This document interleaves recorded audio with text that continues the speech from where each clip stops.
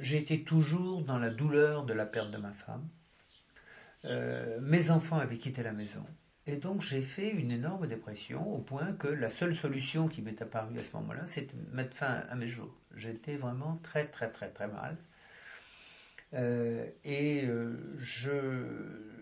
J'en suis sorti, alors après avoir raté mon suicide, j'en suis sorti par la fuite. Et donc j'ai décidé de fuir, et de fuir sur un chemin qui m'intéressait, qui m'interpellait depuis très très longtemps. Et donc j'ai décidé de faire le chemin de Compostelle.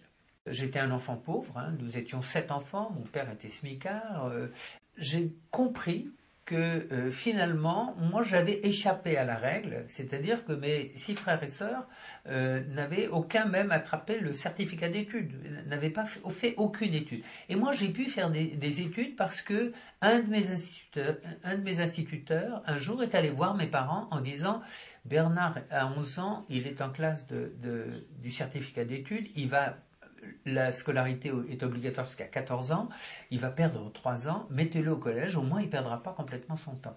Et grâce à ça, puis 1 ou 2 autres personnes qui m'ont tendu la main, qui m'ont aidé, eh bien j'ai pu découvrir la culture, j'ai pu découvrir l'intérêt de la lecture, j'ai pu ouvrir l'horizon qui était celui de mon enfance. J'habitais une petite banlieue ouvrière, dans une petite ville de province. J'avais une dette vis-à-vis de la société. Et donc il fallait quelque part que je paye cette dette. Mais comment ? Et c'était la question que je me posais tout en marchant. Et je dirais que le hasard m'a beaucoup aidé, puisque à un moment, j'ai entendu parler de 2 jeunes délinquants belges à qui un juge avait eu l'idée géniale de proposer une alternative, soit la prison, ils avaient fait beaucoup de bêtises, soit une marche. Les deux, 4 mois. 4 mois de prison ou 4 mois de marche. Et ces jeunes marchaient sur le chemin. Et ça a été pour moi un éclair de compréhension. Voilà. J'arrive à l'âge où je vais mourir, où la logique, hein, c'est que je vais vers la fin de ma vie. Il y a des jeunes qui ont des difficultés, qui arrivent dans la vie. Eh bien, je vais consacrer une partie de ma retraite à m'occuper de ces jeunes qui arrivent à la vie avant que moi, je termine la mienne. Et à partir de là, quand je suis arrivé à Compostelle, la voie est tracée. Ces jeunes, effectivement, au départ, ont une image très négative d'eux-mêmes, et je dirais qu'à la limite, ils s'emploient à la salir. Hein. Les filles se scarifient, se négligent, les garçons aussi font des tentatives de suicide, ils n'ont aucune estime personnelle, ils n'ont pas ce qu'on appelle l'estime de soi. Eh bien, quand ils ont fait une marche de 2000 km, ils reviennent avec une très grande estime de soi. Et donc, nous surfons là-dessus pour les aider à vraiment partir dans la vie et à dire que s'ils ont réussi une marche de 2000 km, ils sont capables de réussir n'importe quoi. Si je propose pour les jeunes une marche, c'est à cause de l'expérience que j'ai vécue. C'est-à-dire que, effectivement, quand je suis parti pour Compostelle, mais ça aurait pu être pour ailleurs, mais quand je suis parti pour Compostelle, j'étais désespéré, comme le sont ces jeunes. Je veux dire, on s'imagine qu'ils sont violents, etc., mais ils sont violents par désespoir. Et donc, et j'ai pu constater sur moi-même, je dirais, l'effet thérapeutique de la marche. La marche vous grandit, la marche vous amène à la réflexion, vous amène à une distanciation prendre un jeune qui est complètement dans sa banlieue, qui a des tas de problèmes, qui est dans une bande où tout le monde décide, ses parents, les flics, les copains décident à sa place, etc. L'emmener donc sur un chemin inconnu, dans un pays dont il ne parle pas la langue, sans téléphone et sans musique enregistrée, et d'un seul coup, il s'aperçoit qu'il a un cerveau et qu'il peut s'en servir. Et ça a quelque chose de magnifique, hein. C'est miraculeux. Eh bien, c'est très exactement ce que j'ai découvert. Je me suis dit que si la marche avait un effet thérapeutique sur un vieux de 60 et quelques années, eh bien, il n'y avait pas de raison que ça ne soit pas efficace pour des jeunes qui étaient en difficulté. Et quand je suis allé voir donc les Belges, qui avaient fait un travail formidable, hein, qui avaient déjà bien beaucoup réfléchi sur la méthode, sur les jeunes qui faisaient ce chemin, etc. Et ben, je veux dire, ça m'est tombé tout cuit. Hein. Je n'ai plus ensuite qu'à, je dirais, franciser la méthode et surtout convaincre les pouvoirs publics de l'efficacité de la marche. Parce qu'effectivement, pour le moment, pour les jeunes qui sont en difficulté, qu'est-ce qu'il y a comme solution? La prison, c'est tout. Or, la prison, c'est la pire des choses. Donc, si je réussis à dévier du circuit de la prison un certain nombre de jeunes et à leur faire prendre conscience qu'ils ont des qualités, ces jeunes ont des qualités formidables. Ils sont très intelligents, ils sont extrêmement généreux, ils sont, je veux dire, ils ont des tas de qualités et ce sont des citoyens en devenir.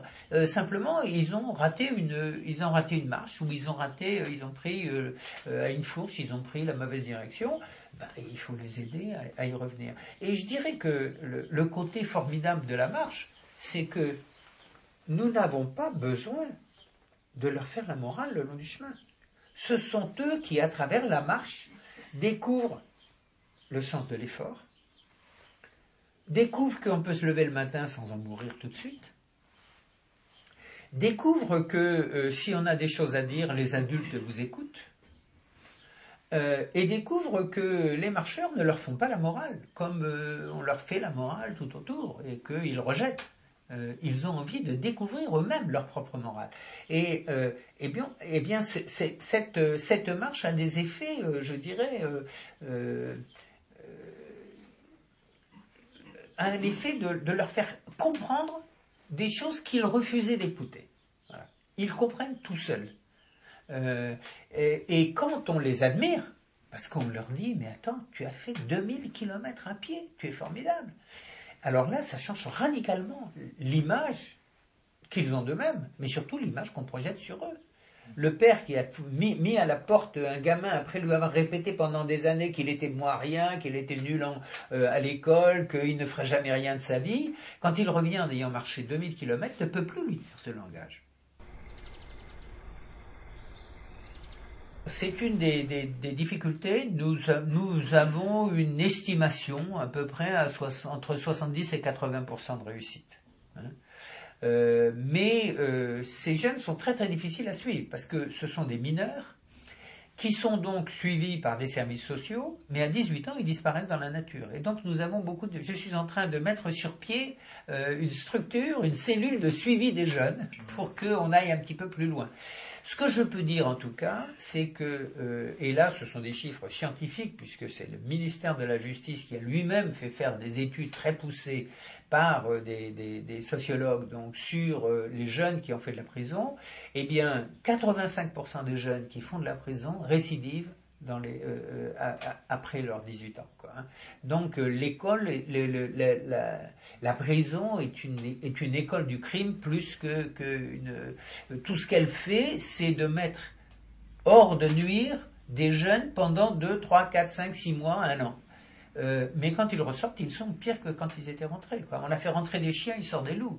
Donc c'est absurde. Et je dirais que mon combat, c'est précisément de ça. C'est que si j'avais un pouvoir immanent, ce serait de fermer tout de suite toutes les prisons. Et je pense qu'il y aurait beaucoup moins de crimes et de délits parmi les jeunes. Alors, il y a un certain nombre de jeunes, garçons ou filles, qui ont eu un passé absolument monstrueux. Hein. Je veux dire que, vous savez, quand on y réfléchit, les jeunes qu'on met en prison sont d'abord des victimes.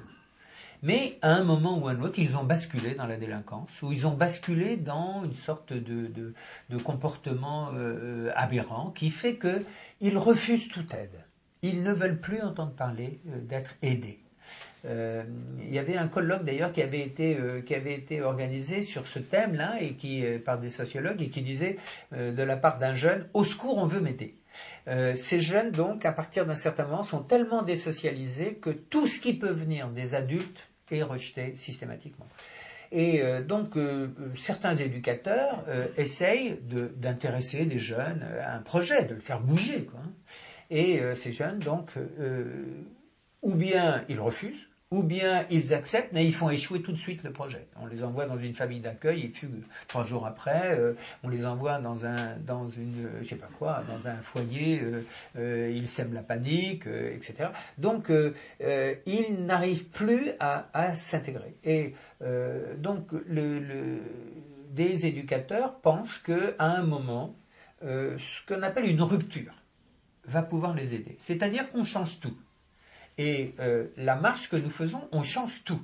On change le jeune d'endroit, on le change de langue, on le change d'environnement, on le change de sa vie ordinaire, qui est de tenir les murs et de regarder passer les gens, ou de se bagarrer avec la bande d'en face. Donc on change tout. Et c'est basé sur la conviction, c'est-à-dire que l'éducateur va dire à un jeune, voilà, je pense qu'une marche en Espagne, en Allemagne ou en Italie serait intéressante pour toi. Tu as des bonnes capacités physiques, voilà, et donc ça te permettrait de prendre de la distance. Si le jeune montre un début d'intérêt, à ce moment-là, nous allons le voir et nous lui expliquons. Je dois dire que nous avons un jeune sur 5 seulement qui accepte. Parce que les 4 autres, dès qu'on dit il n'y aura pas de musique, il n'y aura pas de téléphone, ils disent bah, je ne vais pas. Ou bien il faut marcher 25 km par jour, ben non, j'y vais pas. Donc nous sélectionnons, si j'ose dire, un jeune. À partir du moment où il confirme, et donc il y a 3 visites auparavant, dont une d'un psychologue, à partir du moment où le jeune a confirmé, et il doit confirmer par écrit, il doit nous envoyer une lettre en disant « je veux faire une marche ». À partir de ce moment-là, donc nous le prenons en charge. Il fait un stage d'1 semaine en France, dans un gîte à la campagne, où pendant 1 semaine, donc aidé par 2 adultes, l'accompagnant qui va marcher avec lui et un responsable de la marche, eh bien tous les jours il fait un peu de footing le matin, on le remet en forme, je dirais physiquement. Et puis, on va très très loin avec lui dans la réflexion sur ce qu'il va faire. À quoi ça sert, comment il va le faire, quelles sont les règles. Les règles, c'est qu'on doit faire la vaisselle à 2, qu'il est sur un plan strict d'égalité avec l'adulte, c'est-à-dire qu'ils marchent autant l'un que l'autre, qu'ils dorment dans les mêmes conditions, qu'ils ont une tente dans le sac, qu'ils ont le même matériel. On l'équipe de pied en cap, on lui, à part ses sous-vêtements, tout lui est, donc on lui achète tout ce qu'il faut, les vêtements, l'équipement, la tente, le duvet, les chaussures, etc. Et au bout d'1 semaine, nous faisons ce qu'on appelle une fête de départ, c'est-à-dire que nous réunissons autour de lui ses amis, les gens qui sont prêts, qui vont l'entourer pendant la marche, etc. Et on fait une petite fête, on boit un coup de jus de fruits, on s'offre un petit et puis il y a, je dirais, un côté solennel, c'est-à-dire que ce jeune, évidemment ça n'a aucun caractère juridique, mais ce jeune signe devant tout le monde, un contrat disant qu'il ira jusqu'au bout. Et à partir de là, donc, dès la fin de la fête, on le met dans le train ou dans l'avion et il se retrouve le soir même à Séville ou à Palerme ou à Hambourg et le lendemain matin, il commence à marcher. Et il va donc marcher comme ça pendant 3 mois avec une moyenne de 25 km par jour et avec un arrêt tous les 10 jours pour récupérer un petit peu, parce qu'effectivement, il n'est pas question d'arriver à l'épuisement.